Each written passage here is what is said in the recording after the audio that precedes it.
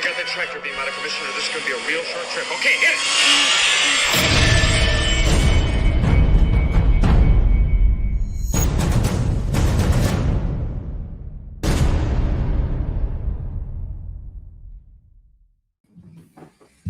Hey there, everyone. How's it going? Kind of an impromptu show tonight. I'm bored in a hotel room again in New York, and with me is Jason. How you doing, buddy? Doing good. Looking forward to talking some models and talking a little shop. Yeah, we haven't done this in a while. No, we haven't. Schedules have been a little difficult to align, but hence the impromptu. So it's a good thing. Yeah, I mean we talk daily about all this stuff, multiple times a day, sometimes all day. But we thought maybe we'd talk on talk a little bit to you guys, and I was talking to Jason right beforehand, and I thought maybe we would talk about some IDing of kit parts, and some thoughts on how you go about doing that. And I'm sure a lot of people are sick of hearing about my silo. I'm sure of it. Dude, we're so sick of it, for reals. I'm But kidding. I'm loving it. I really am. I'm like dying to get it done. I have a video that I should be have up next week, because I plan on finishing it this weekend for sure, painting and everything, unless I decide to repaint it again, which I did. I wasn't happy. I mean, it wasn't that I thought it was bad. It wasn't what I envisioned. So I repainted the whole thing again, which seems to be a common thing with all the models I do. Every single one that I've done, I painted twice. I think because I get a look at it and then I realize what I did wrong, and then I do it much better the second time. But you have a different approach, don't you? You use color swatches. Yeah, as far as the thing with painting, I shared this with you in the past. We talked, but I studied color theory and painting about 20 years ago, and did it for a few years, and actually spent an extensive amount of time, with I talk to all the time about, like, levels of color and opacity and transparency and things like that. So yeah, I definitely take a different approach to painting. It's one thing that I'm a lot more comfortable and a lot more aggressive and brazen with. I'm not as shy or apprehensive as I am with, like, a build per se. Although, everybody has their comfort levels. Yeah, I definitely take a little bit of a different approach, just because the confidence and comfort level is a little bit different. And nobody wants to get to that point where they have to repaint something. Not because it's a bad thing. It's just that we're always in such a rush to see the end product out of excitement, right? And anticipation. So it's kind of a bummer when you have to backtrack only because you want to get to that final step. But sometimes it's one of those things where going back and forth to that process, especially when you're airbrushing, because you're not creating, thick layers. I mean, you could ultimately, but you're not really. So part of the process is, could be fun, and it's also, just a way of learning and figuring out what works, or getting a feel for what works on each piece, especially ILM style. That's something we've touched upon quite a bit recently, is the difference of just painting a model to paint it versus painting something in ILM style. And it does have its own unique sort of stamp of approval, if you will. ILM style is actually, I find, way more simple than painting, let's say, tanks detailed. People seem like they're afraid to try it, but because they want it to look like exactly like the ships. But honestly, they just kind of slopped a lot of shit on there, and just like blotches here, spritzes here, stains there. They didn't really. It wasn't very detailed because you weren't going to see it up close. Correct. And like I said, like I've said a bunch of times, I've said, people ask me all the time, you know, they say, I'm afraid to start painting it. And I always say, it's just paint, man. I've learned that. I'm not afraid to try something because I just paint it over again. It's just Mhm. it like you said, it's just airbrushing and it's real thin. So it doesn't clog up any of the details. It doesn't fill in any of the, curves and stuff like that in the details in the kit parts. It's very light, so it's easy to go over it a couple times. Like right now, my silo, I have one, two, three, four, five different layers on it because I three and no six altogether, 3 and 3 because there's 3 different colors for my base color. So, and you won't be able to tell whatsoever because it doesn't add any thickness at all. Yeah. So Now, if that was rattle can paint, you'd start to damage the yes, model. yes, Not it damage would it, but be. in a way it would start to cake on. It would start to cake on in layers in such a way that you would start losing detail and fine line and Mhm. things like that. Yeah, you would lose a lot of details. That's a thick paint, and even some of the primers you got to be a little careful with too because you'll use a certain primer and it might be too thick and lose all your detail. You Yeah, know, that's um, true. but did you want to talk at all about like stuff that you're working on, or like anything that you've? Do you want to touch upon what you've got in recently? Because I did save some of those pictures if you wanted to talk about it, or no. Um, as far as what I got on recently, no, I think I'm gonna wait on that. I'm gonna save that. Um, Okay. I like to try to. I gotta figure out how to take a few minutes and just get some better images. Um, as far I as what think they I'm were pretty working good, on, especially the one with the Y wing. That was a pretty good picture. yeah, it's got a lot of stuff in the background though that I'll try to section it off and take better images. But All your porn and yeah, all that good stuff. paraphernalia for Yeah. dildos As and far as stuff. Yeah. working, I've just been chasing down a lot of kits, a lot of research for some ongoing projects. Um, just kind of dabbling across the board on a few different things. Nothing specific, like nothing obsessive like you, where you've been cracking away that silo all day. I mean, Mm-hmm. I kind of feel like I've been working on it where we've just been looking at image after image after image, and then you've discovered quite a few interesting things, and we've discussed that. So, I mean, yeah, Yeah. we've been busy. Kind of want to talk about that a little bit. So, okay. So I did this silo, and a lot of the kit parts are known. Okay. A lot of them are, except for a few that are hard to see. And there's only a few pictures of this thing. Okay. I mean, there might be other people who have more detailed pictures of it. I don't know of any. I don't know if they do. They're not telling me. So they might be out there, but they might not be. So I've kind of taken, I've kind of taken the pictures that I have that are kind of blurry and kind of found different ways of IDing things.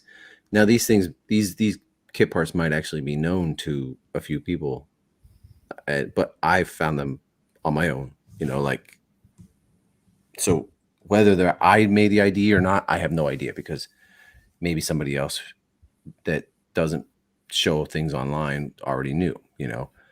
But there's different ways to ID too. Like I feel like some people have to have like a perfect picture of it, Yeah, and a very detailed front on picture. Um and yeah, that's the way they to definitely get need it. a lot of meat on the bone for sure. Yes. And that's a definite way to get 100% accurate ID on it, okay? But like I said, if there isn't a picture front on, you kind of have to use other methods to kind of try to ID these things. So let me bring up a couple pictures here, okay? So I don't, Yeah, I mean, I don't, as you're pulling them doesn't, up, one of the things that me and Chris had talked about not too long ago was as far as model kits, found parts, etc. I mean, these guys did everything as far outside the box as they possibly could, right? Not by intention, but it's just if it's a found part or a piece of this or a piece of that, it seems to be the rarest or the most difficult to find for some reason, right? It's just kind of Murphy's law. However, when you're talking about model kits, if you're working with 5 or 6 model kits and you get them all on the table and you're picking parts, you're not going to randomly say, "Hey, let me walk over to the shelf and go, 6 boxes down and reach into that and pull a random part out." 9 out of 10 times, they're going to keep picking from the kits that are in front of them. So Right. we've kind of, I mean, that's a given, right? But we've kind of drawn the logic where going back to what you initially stated with the whole, some people need like a definitive level of proof and certainty before they give it a thumbs up and say, yes, this is the piece, where you were kind of going like, look, this fits. It looks like it, if it walks like a duck and talks like a duck kind of. And it's like, well, it's also coming from the same kit as well, or same batch of 3 or 4 kits that I'm using to build this. So it's one of those things where I feel confident that if you're working with these 3 or 4 kits and you pull a piece out that's 90% accurate, not 100, but 90% accurate, then it's fair to say that that remainder 10 you can throw in there and say, this is it. Not always, but for the most part. So basically what you're saying there is okay. So when I was talking to you about this, I wanted to find out what these parts were. Okay, so let me share this screen here. These parts, which are the triangular parts down at the bottom down here, the bottom of the, can you see, is my mouse going over top of them? Yeah, I can see. Yeah. Okay, these triangular parts with the holes in the middle, right? And, they haven't been ID'd yet. Okay, most of these other ones have been, but I just was thinking about it and just kept thinking about it and thinking to myself, there's this silo and then there's another kit. There's another tower over on the right-hand side in this picture. And both of those towers have a lot of the same well-known parts. Okay. Like, like Panther G and stuff like that. C-Lab. Okay. Like this one is made up of a lot of C-Lab, and so is the other one. Okay. And what I kept thinking was, it doesn't make any sense for them to grab a whole bunch of different kits. Okay. It makes sense that, they're building these parts in the middle here, right? So why wouldn't they just grab a part from the same exact kit down the bottom? I kept thinking to myself, these kit parts have to be in the same model kits as the other five or that are already ID'd and known, right? Mm-hmm. And when I came up with a theory, one theory, and I thought I was right, but I was.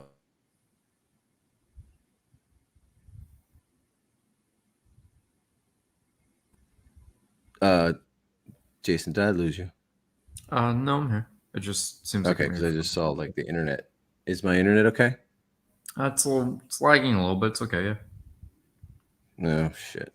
All right, maybe I might have to drop off and get like pay for the extra internet. What I was saying was, I just happened to be going through one of the other kits that is already known for this silo, and just by happenstance I found it. Like it wasn't even intentional. It wasn't like I just looked at it and I'm like, that really looks a lot like it, and I thought, well, what the hell? It's got to be it, right? So let me find that picture. It's this one. So there were these triangular pieces in a truck kit, right? And at first glance, I thought to myself, no, they can't be it. They're just too big and bulky and too weird. But then I put them up against, and I saw the angles here at the top, and then also, like, if you look here, you can see there's a weird white stripe, like, and it turns out it was a reflection because of this rounded surface here, right? Mm-hmm. So, like, I was like, fuck yeah, that's got to be it. Like, I was ecstatic. I had to show a bunch of people, right? I was like, tell me I'm right. And they're like, yeah, this looks right. I mean, it can't be a definitive because it's not a dead on picture, but it can't not. It's more likely right than wrong, right? So, but there were other pieces that I wanted to find out as well. Like there, I feel like I just see this little square right here. I'm like, well, what's that? But I still haven't figured that one out. But I there has to be stuff on the front here as well, because when you look at a picture like, oh, where the heck are they?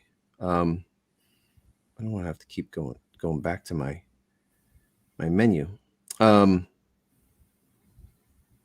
It was, where's that Predator piece? So you see right here, there's pieces in front of that triangular piece I just showed you, like, and this one's on an angle, right? Mm-hmm. So I'm thinking to myself, okay, well, what's down here? You see a bunch of stuff down here, and I just kept going back to thinking it has to be in the same kit, right?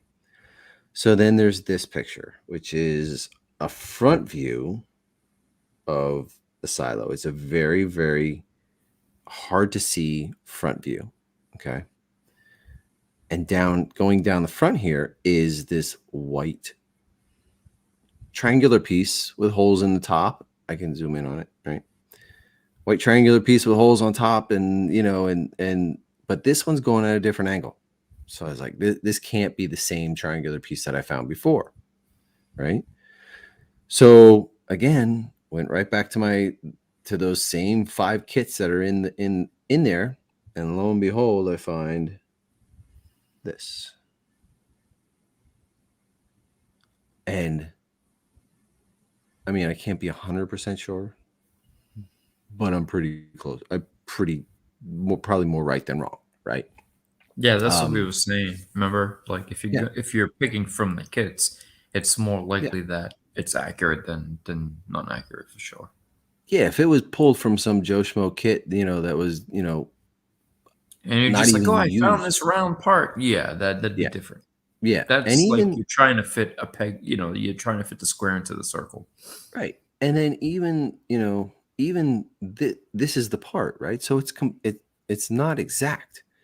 So you look at it and you're like, okay, well, if I cut this out, then it looks more like the shape.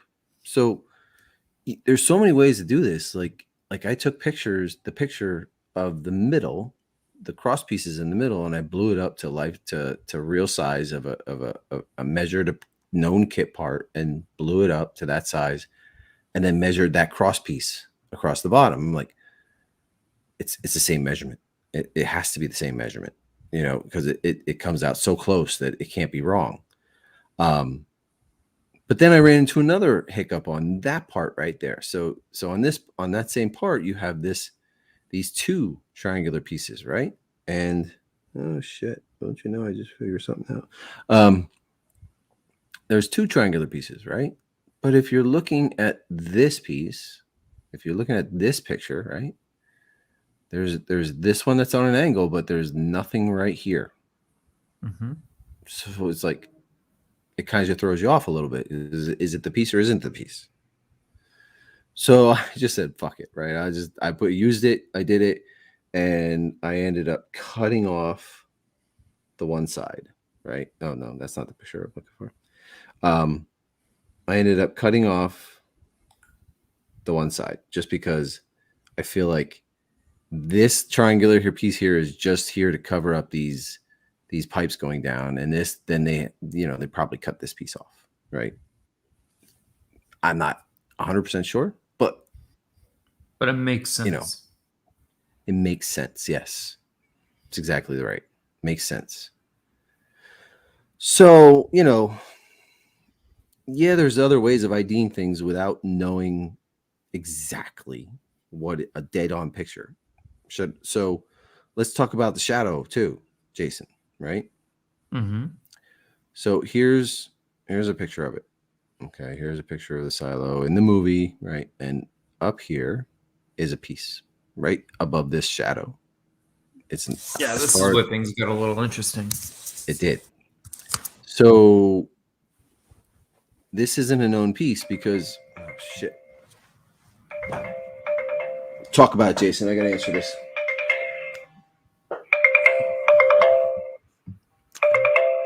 Shit. So, um, as you mentioned with the shadow, lining some pieces up and going over some images, there's been a few techniques that we were using, such as software, to take some of these older, grainier images and blow them up in higher definition, which isn't anything new or anything that we thought of. I'm sure it's used across the board, but it's just something that we were like, hey, how could we get better detail or see a little bit better into what we're looking at? Because your mind starts to, you know, draw things that aren't necessarily there. And in doing so, it starts to clean up the images a little bit. It starts to sort of, you know, um, sharpen the images a little bit, and you can start to make out certain shapes. And you also take into consideration angles and the way, you know, the lights are set up. And if the lights hitting this from a, you know, specific angle, it's going to create a shadow. So this shadow, I called it the dove shadow. It kind of looks like a bird to me, or something with its wings open. And Chris had spotted a piece that by placing it on, it created almost the exact type of shadow. Now, again, this is, you know, shooting for the stars, right? This is just spitballing and coming up with ideas, but that's what it is. It's idea after idea after idea until you finally narrow it down. Because most of the ideas you're just pulling out of the air and kind of, you know, you're throwing things at the wall to see what sticks. But eventually things start to stick, and you're like, hey, I think this works. Hey, I think this is a fit. And as Chris was mentioning, when you're working with a handful of kits, and it's with most models, not all, but with most, you know, we can mention a few off the top of our heads where if it isn't something complex and made of, you know, hundreds, if not thousands of parts, like a 5-foot Falcon, then 9 out of 10 times, if you're looking through the kits that one particular model of piece is made out of, 9 out of 10 times you're going to find the pieces within those kits. Sorry, Jay. No, it's all right. So I was just kind of throwing out some theories. So going back to the shadow and lighting and angle, and I was kind of just throwing out there, Chris, how, you know, you can come up with 100 different ideas and 99 of them may be harebrained ideas, but eventually it's not like, hey, we found it right away. No, you keep going and going and going. And, you know, it's almost absurdity until you get to the point where you're like, you know what? This is starting to make sense. Mm-hmm. You know? Yeah, And exactly. and you're not forcing your perspective. You're not trying to, again, you know, force that, you know, square peg into the round hole. You just start to, logic starts to kick and you say, hey, well, if I put light on it from this angle, it's creating the same shadow. You know, that's not going to happen with just any piece or any shape. So when stuff like that starts to happen, do you doubt yourself? Of course, right? Because people have been doing this for the last 25, 30 years. And there's a handful of people that we know who do this. Like, I mean, their minds work like a model Computer. Wikipedia. Yeah, they Yeah. can look at something and tell you exactly where it came from, what kit, you know, what tooling, etc. So there's always that self-doubt and that uncertainty. But at the end of the day, as I said to you earlier today, when you mix peanut butter and jelly, you can't say it isn't a good fit. You know, sometimes you just get it. And, Yeah.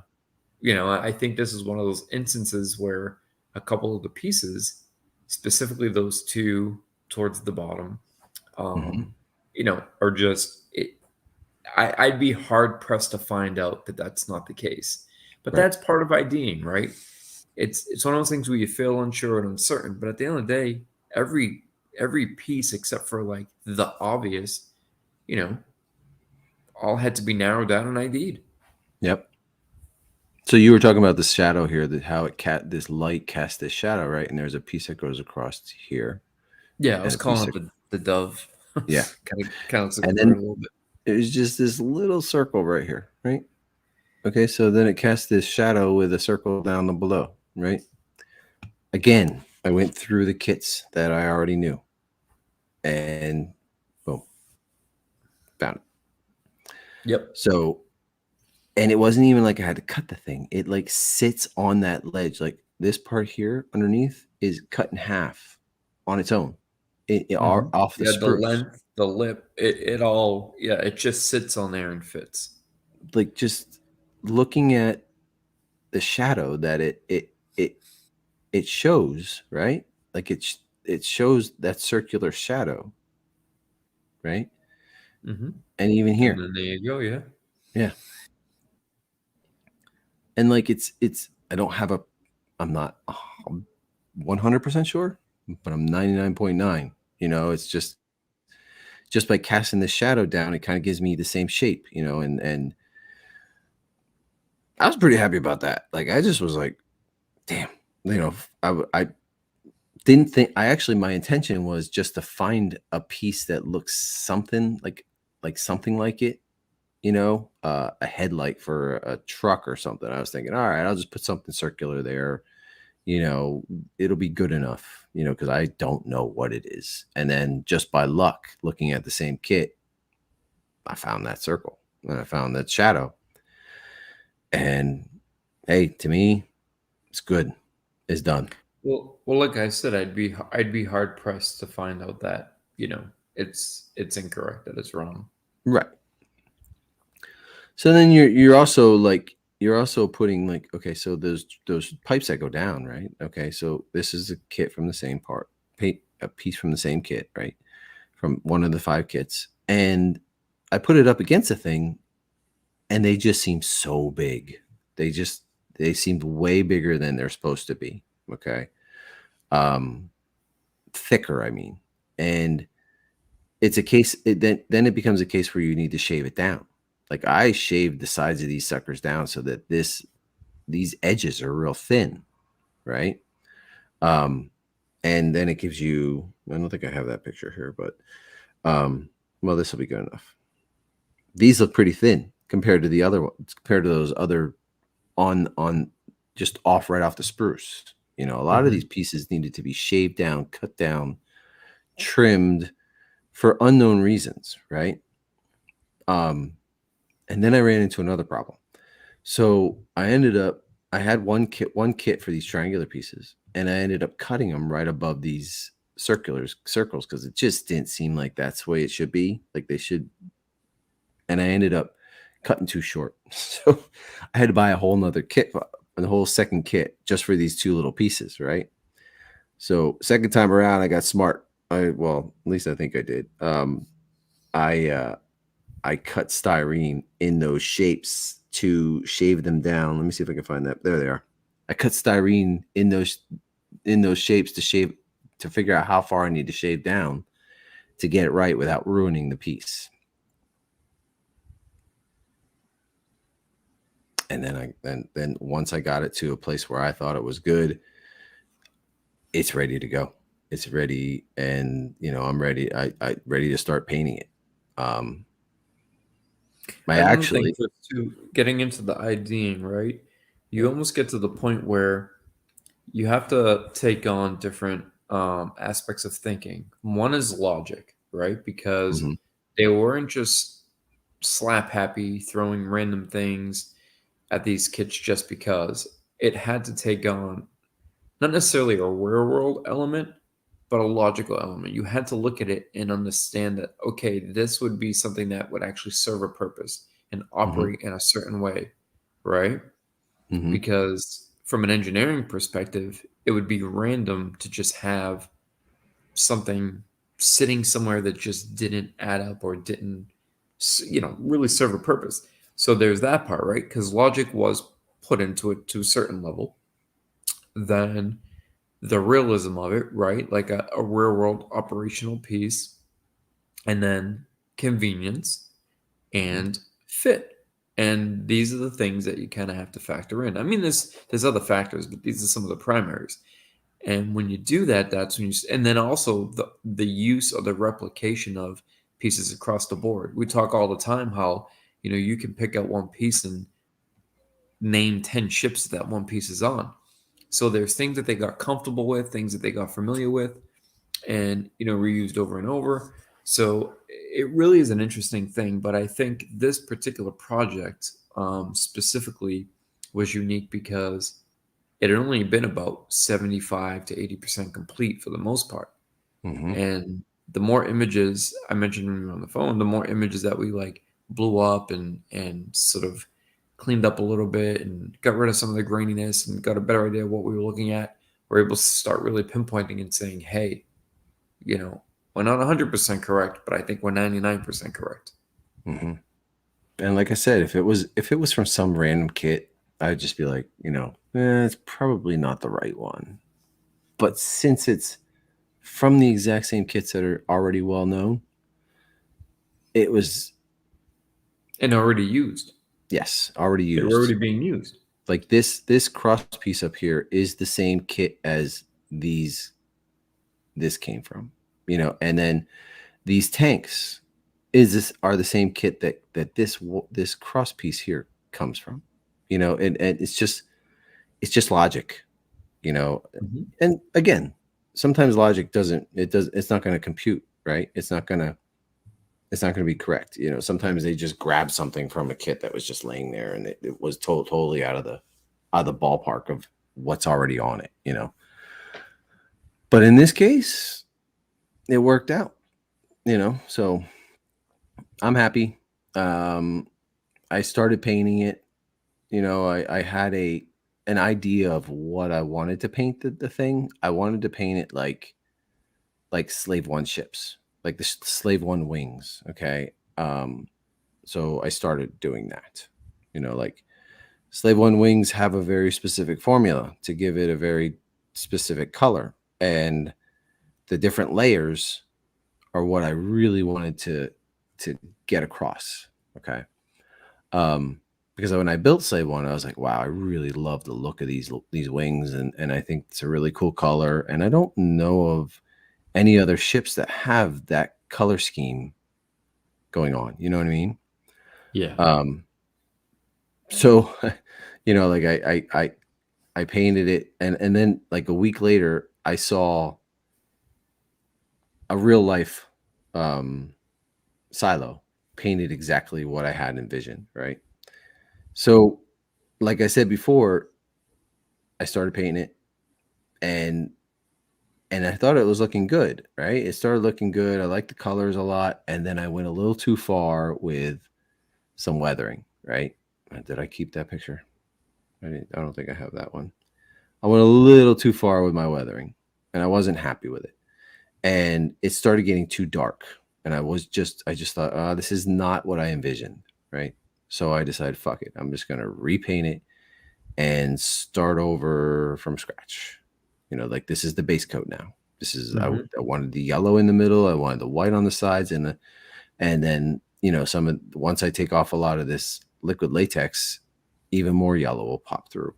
So this is just base color. It's gonna be weathered and everything, so streaks and misting and a bunch of other stuff. So that's where I'm at with this thing. Build up from there. That makes sense. Yeah. I've done videos for it. If you're interested, that they'll be out sooner or later. When I get finally finished, I want to have this thing finished this weekend. So, yeah. I think it's turning out to be a fantastic project. Initially, I don't want to say I didn't have interest in building it. It just wasn't on the top of my to-do list. But I think it's definitely moved down the list closer to something I want to tackle in the next couple of months, for sure. It's just like, it's not really... Okay, so the towers, like some of the Death Star towers are pretty basic. There's not a lot to them. It's a tower and cannons on top. And there's a lot more meat to this sucker. There's a lot more going on in it. And even though it's very unknown and very, just background, most people don't even know it exists. It just is cool. It's just something that really struck with me for some reason. I don't know why. Mainly because I deep dived into it and found, looking into things that I wanted, finding all these kit parts. It was an obsession for me. So, yeah, that's where it's at. Yeah, I think. Yeah, I like it at this stage. I want to get back to this stage from that white, by adding some, darker colors down the bottom, and I wanted to keep this more yellow in the middle. But once I started added weathering and too much grime misting, it turned a different color. I wasn't happy with it. So, like I said, it's just paint. Start over. Mm-hmm. I didn't get too far with it. So, yeah, that's the silo. The other thing I wanted to talk about was the Sandcrawler. Like I'm sure I've talked about it before. I'm building this Sandcrawler, and it's a big mama. It's huge. It's way bigger than I expected it to be. I keep thinking I hear something, but it's trucks in the background. It just I knew it was big. I didn't realize how big it was. Okay. Yeah, I was very, very surprised by the size of this. Yeah. And you got to add another 4 or 5 inches of tank treads on the bottom, right? So even that's going to make it bigger. So this is the basic skeleton that I got from Marvin. It was really well done, really easy to put together, explained very well in the instructions. And then you have to skin it. So I bought these 3 by 2x3 sheets of styrene to skin it. You just cut it, glue it, snap it on, cut it to angles, and glue it onto this wood.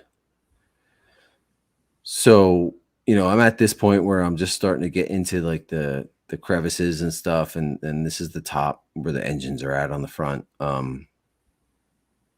There's the front, there's the front nose and the cockpit. It's been really fun. I think you would really enjoy this, Jason. This is a lot of fun project. Yeah, I've been thinking about it. And to give you a sort of an idea of how big it is compared to the Sandcrawler I already made, it's double the size.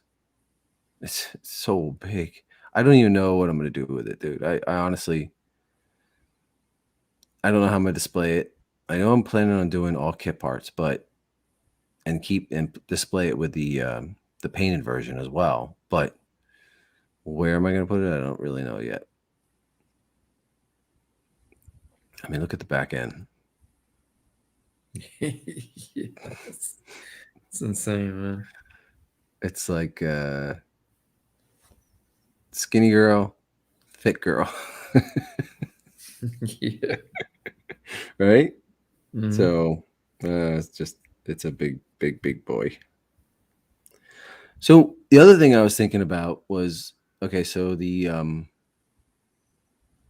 hero version is the finished version, is the finished side, right? Mhm. And then this is the non-hero side, okay? And on the non-hero side for the original, there's a big opening. It's not really finished. There's a big triangular opening here, and I went back and forth with what I wanted to do. And I thought, do I just put wires and make it look like the original prop, or do I, just finish it and close it off? But I think I've come up with a pretty cool idea. I hope it works out, and I hope I have the time to do it. I thought about doing like a cross section, doing like the inner workings of the Sandcrawler, like the cross sections from the books. Put some floors and some machinery and some catwalks and stuff inside, and that way when I take the panel off, it will, I put the panel on, it looks like the outside of a Sandcrawler, and then when I take it off, you have it bird's eye view of inside of it. So That would be amazing. I hope I plan on doing it. I'm determined to do it. So let's just see how it turns out. I think it's doable. It's a little ambitious, but I think it's definitely doable. I mean, it's not like I got to follow any specific thing. It's just, it has to look like something. You know what I mean? It's not, I plan on using kit parts from my mounds of boxes that I have, that I'm sure I won't use all of it.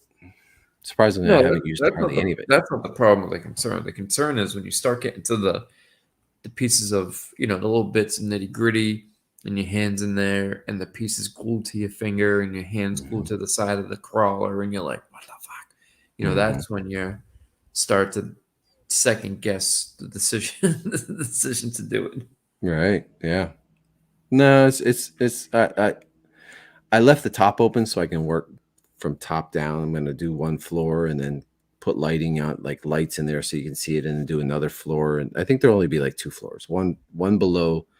Like if you look at this one, it has a big open flooring here with some catwalks and turbines, and then there's one floor down here that has like a room of junk. So that I pretty much think that I'm gonna relegate it to just like one floor slash roof, and then an open area where it's like catwalks and cranes and shit. Yeah, I think it's gonna look pretty radical. Yeah.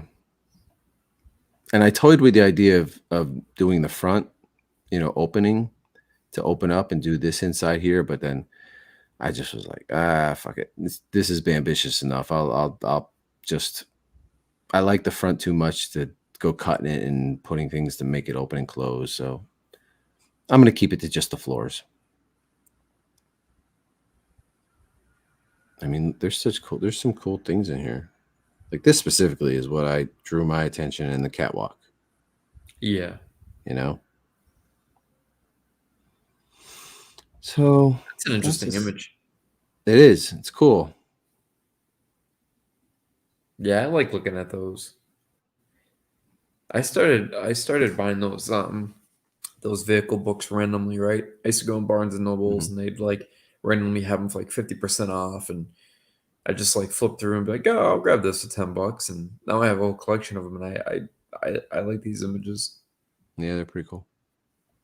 Yeah, I have this book at home. I barely ever looked at it, but then I thought about it. I was like, oh shit, I'll do that. And then I broke it out and was looking at it. Yeah, that's the Sandcrawler. So guys, if you're in the chat and you have any questions, just let us know. Say hello. Let us know you're there. What's going on? I think 11 Eastern. A lot of people are going to be watching this tomorrow. Yeah, I think so too. But that's okay. We're here. My friends across the pond are already in bed, and then it's the middle of the night for them, and people on our coast are settling in. You have Andor tonight.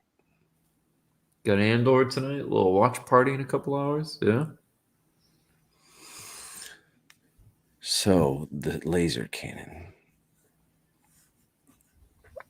Yeah, I had an unboxing. Okay, and it's hard to see. I had an unboxing with CC, and it's hard to see. It's hard to see in video, especially. And then I talked about it, just getting it on group therapy, but I really think like this piece needs a little more spotlight.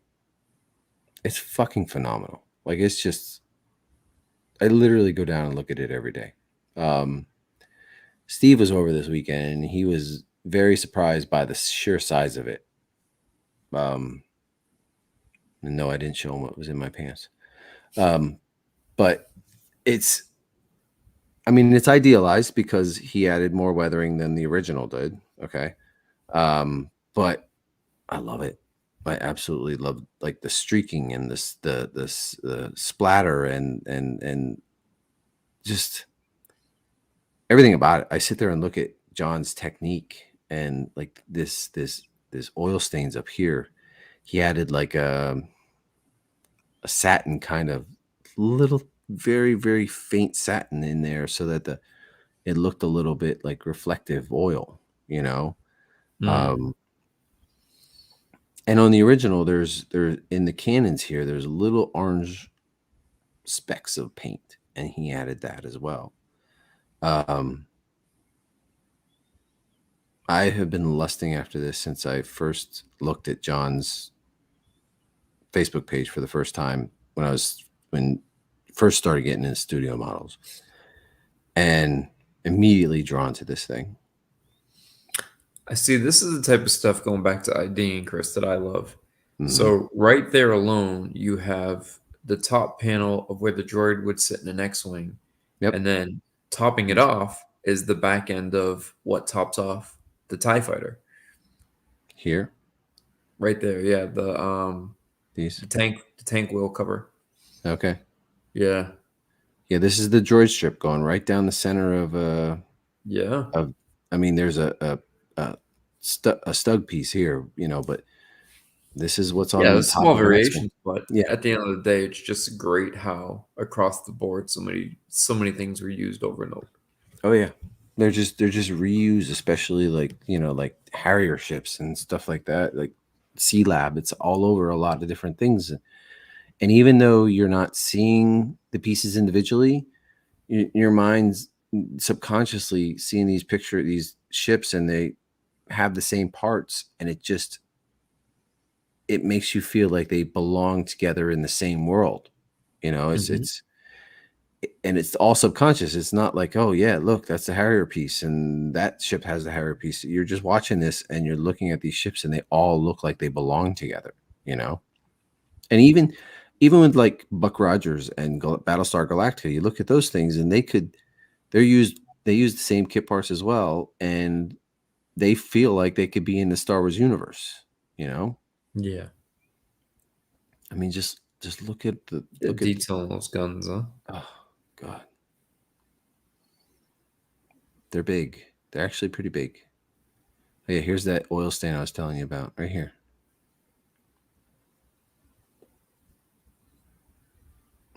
This is my favorite piece in my basement. Yeah, it's beautiful. It really is. Oh, there's a better shot of it. I like the way that was applied. It almost looks like, when it gets serviced, you put the panel back down, you have a spill or a little bit of a Hmm. leak, you know what I mean? It looks like when I pour oil into my car engine Yeah. without a funnel, Like when you're and servicing something and it spills it over. gets Yeah. it gets a little on the edges. Yeah, yeah. I mean, just look at the chipping on here and over here, and I also love he does a lot of splatter on this. No, maybe we can see the orange. Like, see, there's orange spot there, and it's there, and there, and a little bit in here and here. You could that is also on the original one. See, these are the pictures I could. These are the details I couldn't really talk about in the unboxing because video ain't gonna catch Yeah, it's this. just so hard to see. Yeah.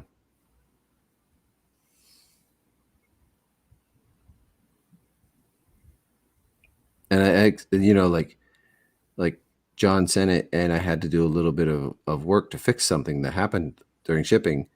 And John felt really bad, and I'm like, no, I actually love doing this. Like this makes me happy to have to like do something to it and make it work a little bit better. Yeah. So before these were maneuverable up and down, but not really. Like, he had them wedged because he never planned on selling the thing, so he had them wedged in there so that they stood up but didn't have to move. Whereas because he sent it to me, I had to change something inside, and now they're maneuverable up and down all over the place. I mean, just it don't get much better than this, brother. No, it doesn't. Like this splatter here. Okay. There's different colors in there. What makes it look so organic and natural is that it's not just one color. You have greens, you have browns, you have you know yellows and blacks and grays in there, not just one black color across, because it doesn't give it any life. But because there's so many different layers to this, it just gives it a Well, that life. that goes back to the discussion on painting, right? I think because sometimes cleaner and neater painting, like textbook painting, right, Hmm. is easier to do at times. Hmm. When things are sort of like take real world painting, right? When you have like neo expressionism, something that's chaotic, it's much more difficult to emulate because it's messy, right? Hmm. It's Hmm. like signing your name. You do it in such a sort of nonchalant manner without thinking. It's like breathing. You just do it.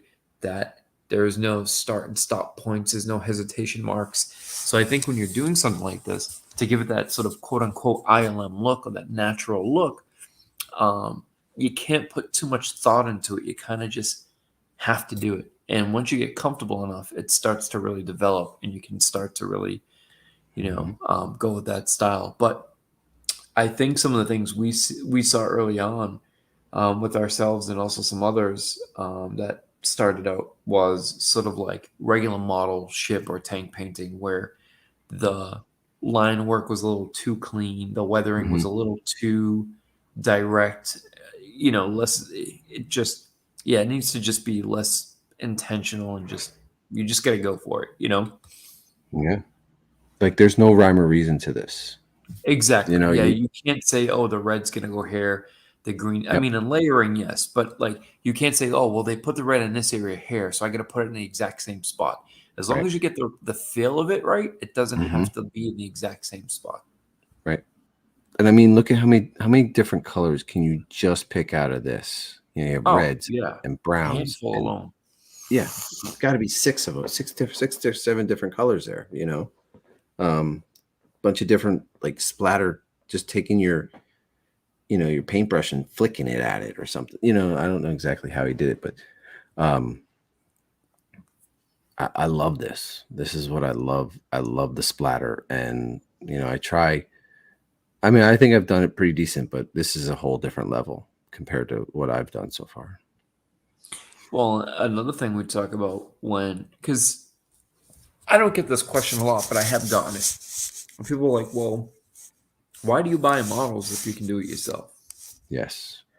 So again, it's not something I get And asked a lot. Jason, before you keep going, that was my intention from the beginning. I'll paint these myself so I don't have to buy them from other people. Or pay the extra price because Right. you have the skill set to do so. So people know that, and they're like, "Well, why not just do it yourself?"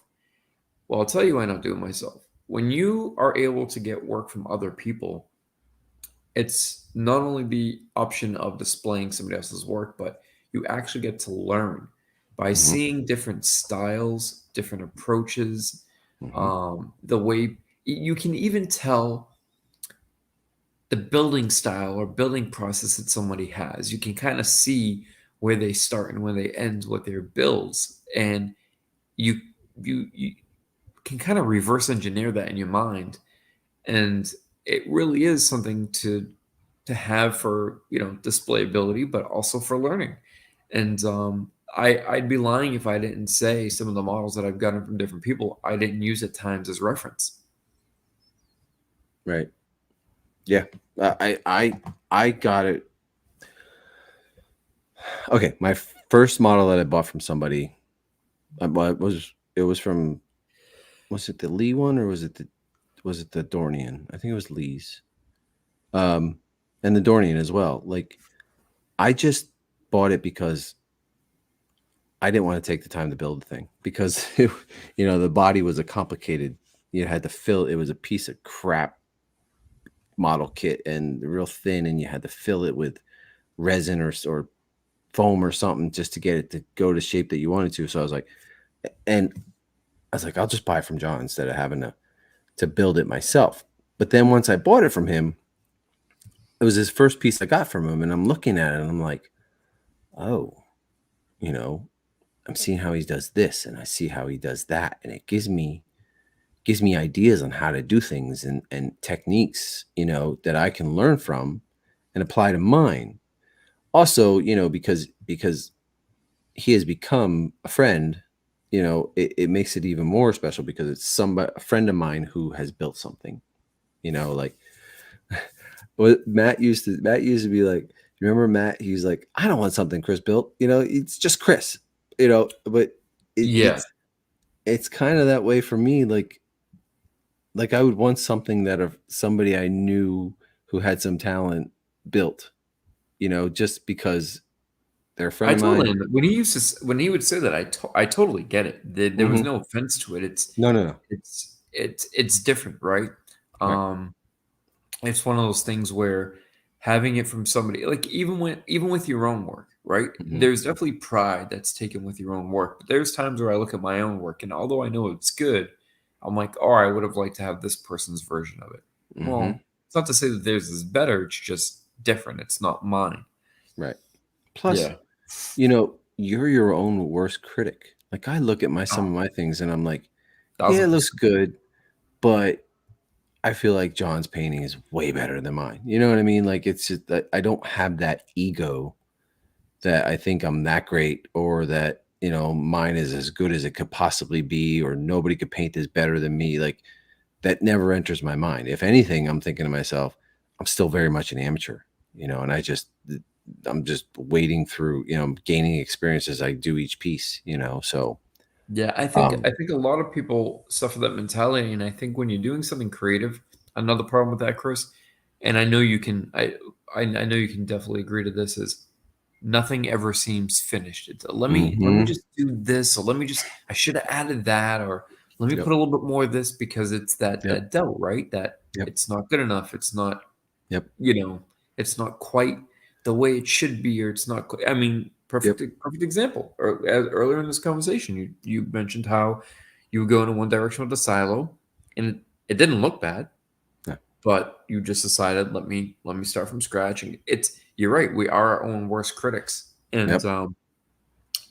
part of It that happened to can me be yesterday, dude. I'm sending out I sent an A-wing to Christian, right? Christian goes from a hyperdrive. And as I'm in the parking lot about to tape the thing up, okay. And I'm thinking to myself, okay, does the pilot look like the eyes? Do they look straight? I got it out. I unwrapped it and I'm looking at him like, yeah, it looks okay, but I'll take some pencil and make it look a little bit more like he's looking in a direction and in a yeah specific direction. I'm sitting in a freaking Staples parking lot about to ship the thing out and I'm I, I'm second guessing myself, and I just filled in a little bit of extra detail just to make him look off to the side like this. So, um, you're constantly critiquing yourself, and you're constantly thinking, I could have did better.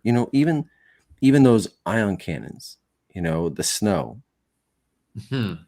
You yeah know, a lot of people would probably look at it and be like, "Yeah, it looks great," but I'm looking at it like it looks like total dog shit. And both of them that I sold, I was talking to the people. I'm like, listen, I tried my best with the snow. I don't know how good it is, but to me, I felt like I could have done better. And then and I kept thinking I needed to make it like buttery smooth, right? yeah And then I saw Jason Eaton made one and his wasn't butterly smooth. And I'm like, oh, okay, well, maybe mine doesn't need to be perfectly smooth, and because, Eaton's the top of top of the mountain, him yeah and definitely master painter for sure. master painter, master builder, master painter, it's just, you look at yours and then you look at theirs and you think to yourself, okay, it's close, and they do the same thing, whenever I'm talking to John. I'm like, dude, listen, I'm telling you, like he compliments me, and I think he's just blowing smoke up my ass. But and I said to him, listen, dude, there's no painter that I think is better than your work. Like your work speaks to me, and he's like, dude, you need to fucking stop. Like, stop. Because he doesn't see it that way either. He sees it as he could do better as well. So Hmm. it's the people who look at things and they're like, yeah, this is perfect. This is great. That's the abnormal. That's not usually what an artist does.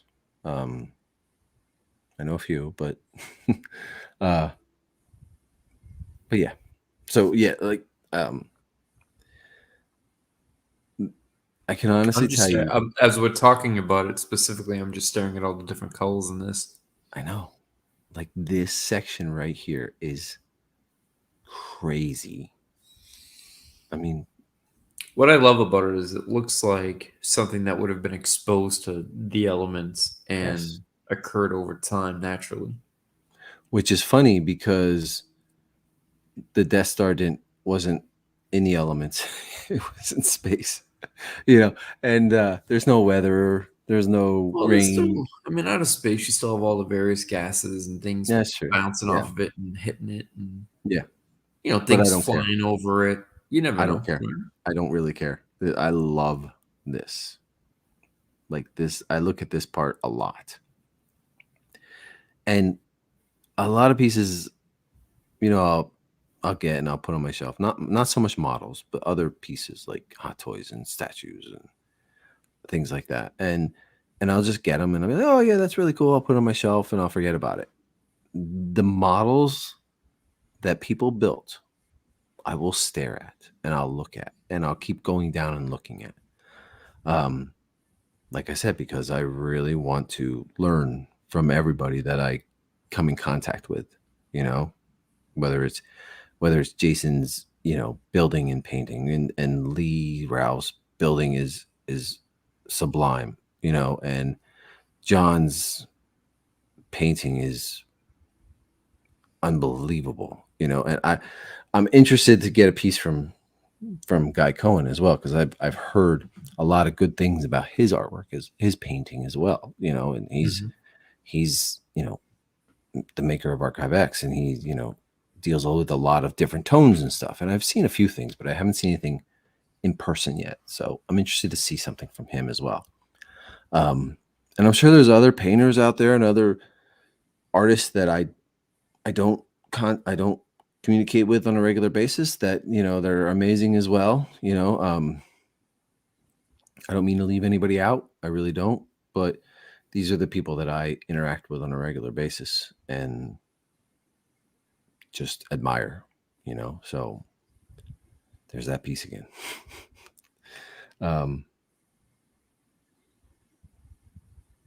It truly is a work of art. Yeah, it is.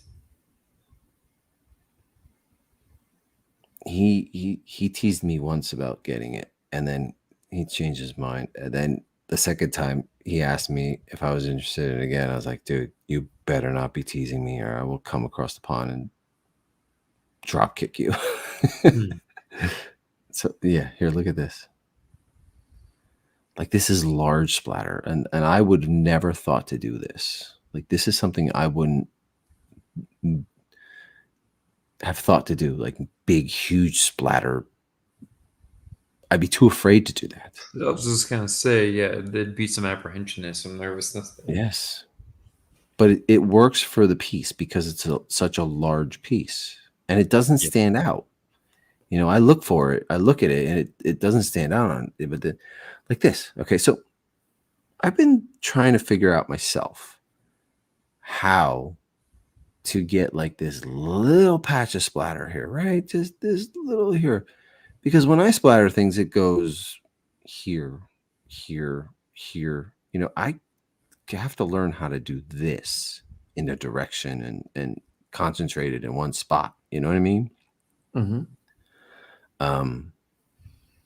There's all kinds of fun little techniques you can use.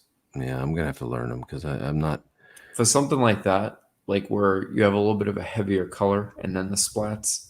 I mean, there's always the flick of the toothbrush, but one thing that I do sometimes is I'll have just a regular paintbrush, one that you would use by hand, and the air blast.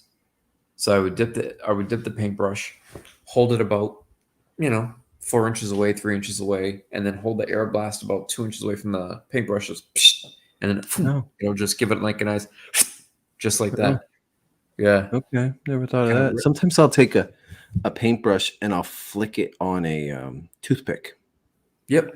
That seems to get as close as I've been able to get it, like this so far yet. So,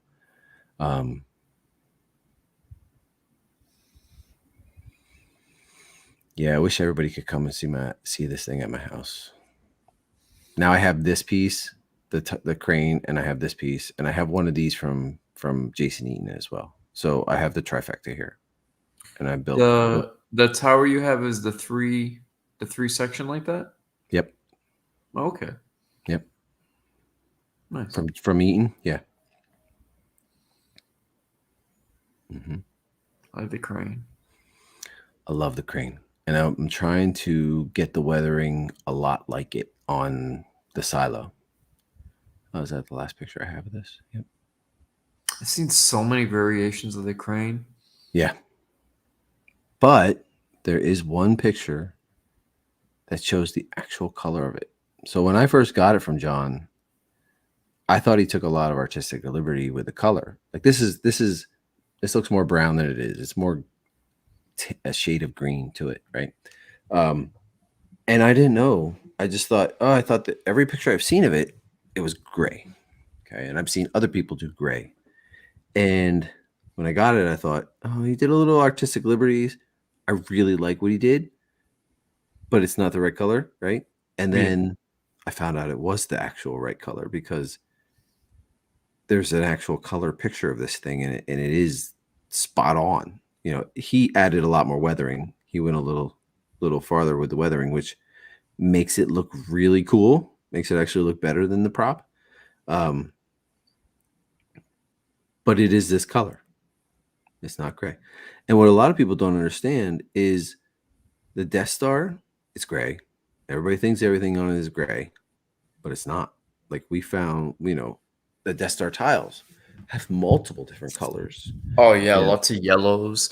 Yeah. Lot of whites, frosted, misted whites over grays and yellows. Yeah. I have that picture. Is it okay? It's okay if I show that, right? Yeah. Okay, let me find it before I'm gonna remove this and look for it because it's talking about the one with the panel with the greens and the blues. Yeah. Yeah. It's in our private chat, and I don't want to show that. So I'll find it. I keep getting these beeps, like something. I'm getting a message or something, and it's not happening. So I also wanted to bring up those. Oh, that's not what I wanted to do. I wanted to bring up those pictures of that I saw today on the prop den of the TIE fighter, the Vader X TIE. I thought they were really interesting. Let me bring that up so you can look at it while I'm doing that. Oh, I can't do that. I can't bring up both things at the same time. And I didn't realize. Oh, here it is. Good. Oh, good. I'm going to share this screen. There. So this is one section of a tile, and you can see it's not just gray. Okay, this is just one of them. I'll show you the next picture then. Yeah, just one of many. Yeah, one of many. Now, there's so many different Death Star tiles, and you really think that they're all gray, but they're really not. Now we've seen a few, right? There's the EFX ones where it does have the coat of yellow. There's a few, even the Archive X one that you can get has that little bit of yellow, but these have muted greens, muted browns, whites, some variations of whites, some variations of grays. I mean, it's really brownish reds. This is the color of the crane. Okay, this is the color of the sandcrawler. Yeah. And it's odd that that all of these tiles and all of these towers have different colors, but the Death Star is known as gray, right? It's just everything on it's gray. Even in the movie, it looks like everything is gray and white, right? But like you said, a lot of people don't realize that there are so many colors on this thing. And that I don't want just a gray Death Star tile. I really don't. Like, I want a colored Death Star tile. Like, that's what interests me, Well, I think that's why the crane and the silo work so well. Mm-hmm. Well, now the silo in the picture that Dennis Murin is standing right next to it, it's very white. It wouldn't surprise me if it just was a light gray, right? It doesn't. I don't think that has actual color on it, but I wanted to add color to it. And even the one I'm doing is mostly whitish gray, but there are some colors to it like this, so in fact, I don't know, maybe is this Is this the armor yellow with the reefer white over top, like like Well, what I look at the originally control did? box. Let's see the fans that you're on. Go up to the control box. This one here?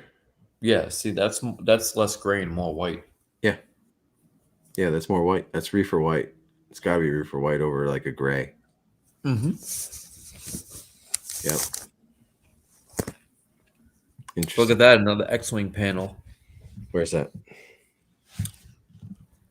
Go right above where your mouse Oh is. yeah, right there. Just noticed that. The droid strip. Yeah, I love that. I love it. Yeah. That. Now is this the Panther G? No, that's not a Panther G, right? Yeah, it is. Right? Yeah, I believe so. Looking at it from here. That's the back of a Mhm. Panther G. I love that I can look at some of these things now and say, "Hey, that's Panther G. Hey, that's you know, eh, Harrier." Like Oh yeah, you start to do enough kits. Remember there was a time where like, how do these guys just look at this and like know that this is this piece and this is that piece? And then now I'll be working on a kit and I'm like, oh, this is from this is from that, this is from this. Right. I'm gonna bring it up so we can zoom in on it. I never thought I'd reach that point where I can just be like, oh, this is this piece, this is that piece. No, I didn't either. I really didn't. I thought that was an unattainable thing for me. Well, because there's just so many so many kits and so many scales out there. Yeah. There are hundreds. Okay, we're not even joking. Like there are seriously hundreds of kits. I mean, I probably have 100 kits in my garage, and I don't have hardly any compared to what there really was. But this is a beautiful tile. Like I wish it was in a prop store auction, right? Not too long ago. Is that where you found it? Not sure if it was prop store, but it was something that was auctioned off recently. Yeah. Oh man, this is a beauty. Get some casts of this sucker. Yeah. Yeah, I was looking up brass etchings for Death Star 2, the under construction Death Star. I was looking for the brass etchings, and that's how this came up. Oh, really? Mm-hmm. Now, see, I do recognize this. I recognize this, but I don't recognize a lot of. Oh, I do recognize those right there. Those are on the. I recognize those, yeah. Yeah. I'm having a hard time picking out other pieces, though. Is there anything that you recognize in this? Yeah, there's a few. I don't know the kit Really? names off the top of my head, but yeah. Is this no? That's not. I was thinking 8 rad, but that's not 8 rad. This is right here. There's the George strip as well. Just the back half cut. Yep. It's the back half, but yeah. Yep. Some pieces that go on the X1 that are on there. Oh yeah, which ones? The panels, the paneling, all the like repetitive paneling. I think those are from those are from some of the car kits. Okay. But to think, like they built these Death Star tiles and put a bunch of model kit parts on just for like a split second flyby, all this work for nothing. Like blinking, you miss it. Blinking, you miss it. And it may not even shown up on freaking movie, like it might be just out of range of picture or the frame. And when you say that, it reminds me so much when that documentary came out recently on Disney Plus, when Lawrence told the story of how they used the 3M little bits of tape in the Death Star trench, and they're like, "Oh, we need you to go in and make it like 3 millimeters bigger," and it's like you're not even gonna see this stuff. And what a painstaking task of cutting little teeny tiny 3M, bits out and placing them in strategic places that most people aren't even going to see because their eyes are focused on the X-wing or Vader behind them. Yep. Wasn't there a little conversation about how much work they put into painting the Moncal Home One, right? They did that. And also the transport ship, 3 months worth of work. Yeah, it was a transport ship. Yep. and he's like, you barely even see it. It takes off, and that's it. Yep. They painted It's all the just little boxes and stacked them and detailed them, and yep. Painted each one and you don't see it. I mean, even that, all the colors on that, you don't see the colors in the movie. You see most people just think that's a light you just tan. They don't you just they see don't the shell of it, and that's it. You don't yep. realize there's blues and reds and Pinks and yeah. It's just all the color and people just think it's what doesn't help it though is that the toy that came out for Kenner was completely just there was no color to it. It was just gray, right? Well, The we talk about that a lot. Relationship bias. The yeah, way you relate to the things you see is the coat blue or brown. Is the right, probe droid? Is he gunmetal gray or is he brown and black? You know, right. we go through that a lot, especially with whether it's statue making or model making or found parts. You have to start to really discern what's the real colors versus what you saw on screen. Plus, even if it is the real Especially for a 50 colors, year old movie. plus even if it is the real colors, like let's say the probe droid. Okay, let's say the probe droid with Sideshow. They're gonna put it out black. They're not gonna put it out brown because most people look They're at the gonna probe idealize droid. it, yeah. Yeah, they think it's gonna be brown, black, and it. 'Cause, yeah, they have to appease the masses. If not, people are gonna be like, "Well, what's this, and why does it look this way?" Oh yeah, they may not buy it because it doesn't go along with their logic of what color it was, right? Their mind's eye, yeah. Yeah, but yeah, this That's is a that's a big thing, but I feel like it's the biggest in the Star Wars universe oh yeah, because we've had so many things to influence us. I mean, not a couple years, for decades.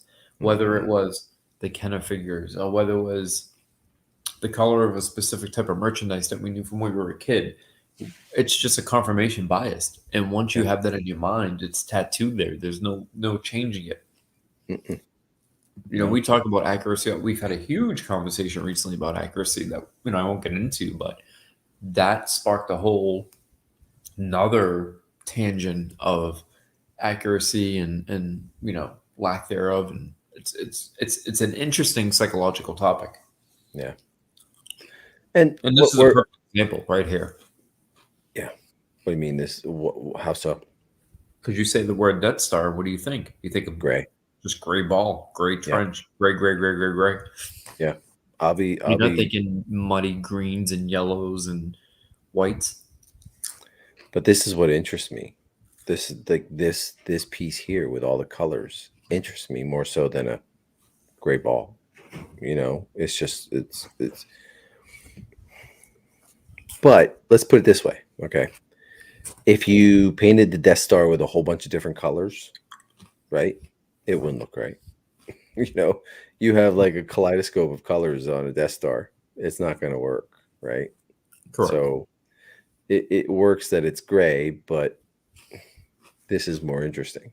So, but if Well, they the made gray it, the gray gives it that cold, sort of yeah, uninviting feel. That very like imperial, stale, sterile, cold look to it. yeah, I think these colors were made for like up close shots, battle shots. But hmm again, you don't see them, and if you do, subconsciously, everything is still gray in your mind because the ships pass by so quickly. well, even in the movie, you can't slow down on it and see colors. You see only grays, Yeah, because the frames per second in which they shot it, everything just zips. right? Okay. Hmm. But like there really isn't many ships in Star Wars that are one color.